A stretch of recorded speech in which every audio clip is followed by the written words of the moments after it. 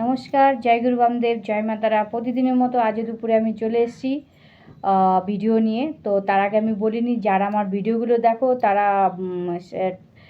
তারা বেশি বেশি করে কমেন্ট করো এবং শেয়ার করে দিও বন্ধুবান্ধবদের মাঝে, যাতে ওরাও দেখে উপকৃত হয়।